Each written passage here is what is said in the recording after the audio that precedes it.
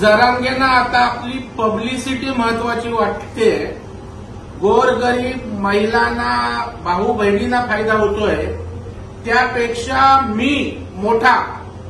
मीच प्रसिद्धीच्या झोतात रोज राहिलं पाहिजे म्हणून आता त्या ठिकाणी लाडकी बहीण आणि भाऊ योजना गर्दी डायव्हर्ट होण्यासाठी केल्या, अशा प्रकारचा फुटकळ आरोप हे या ठिकाणी करतायत.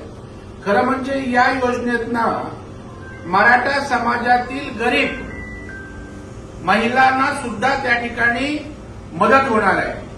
मराठा समाजातली बेकार तरुण मुलांना त्या ठिकाणी प्रशिक्षण दिलं जाणार आहे आणि उपेक्षित वंचित सर्व गरीब घटकाला न्याय मिळणारी योजना आहे. पण आता तुम्ही स्वतःला एवढे मोठे समजायला लागलात की सगळं गेलं खड्ड्यात, रोज माझ्यावर फोकस झाला पाहिजे, मी करतो तेच गरीबाचं कल्याण. तर यातनं जरांगे आपण बाहेर या. दुसरं, आपण माझ्या बाबतीत बोलला, लाडांच्या बाबतीत त्या ठिकाणी बोलला की त्या मुलीचा संदर्भ देऊन तिचे अश्रू बघा. अहो जरांगे, तुम्हाला मराठा समाजाने गर्दी केली म्हणून आता पोपटपंची करताय. आम्ही तर गेले 15-20 वर्ष प्रत्यक्ष काम करतोय. पडद्याच्या मागे आम्ही काय करतोय हे मराठा मोर्चा, ठोक मोर्चा, सगळ्या मराठा संघटनांना त्या ठिकाणी विचारा. आंदोलनात बॅकस्टेजला आम्ही ताकद देत होतो. जेव्हा मुलांच्या परीक्षेचा प्रश्न, भरतीचा प्रश्न, पदोन्नती, आदी संख्या, प्रवीण दरेकरांनी पुढाकार घेतलाय. आपल्याला त्याचं माहीत नाही हो, जरा माहिती घेऊन बोलत जा. त्या ठिकाणी जेव्हा पीएसआय मुलांचा प्रश्न होता त्यावेळेला 600-700 पीएसना देवेंद्रजींकडे नेऊन मी जॉईन करवलंय.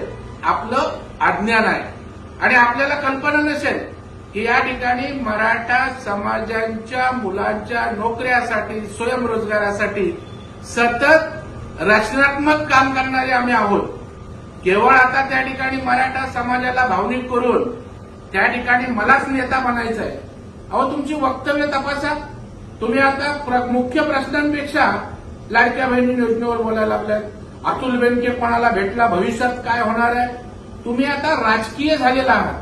मग मुसलमानांचा कळवळा तुम्हाला येतो, मग पुन्हाच मध्ये वंचितांच्या गोष्टी करणार, पुन्हा ओबीसींच्या, धनगर समाजाच्या गोष्टी करणार, मग त्यांच्यातनं आरक्षण हवंय आणि त्यांना त्या ठिकाणी हनवटीला हात लावायचा प्रयत्न. तुमचा भंपकपणा आता आम्ही उघडा करणार आहोत. मी तर मराठा समाजाच्या विचारवंतांना एकत्रित करणार आहे आणि त्या ठिकाणी गरीब मराठा समाजाच्या कल्याणासाठी सरकारशी समन्वय साधून नेमकं काय हवंय ते द्यायचं आहे. कारण जरांगेंवर प्रेम केलं, पाठबळ दिलं, पण त्यांच्या डोक्यात राजकारणाचं भूत बसलंय. ते आपल्याला उतरावं लागेल आणि ते आम्ही निश्चितपणे करू. त्याचं अभियान सुरू करू.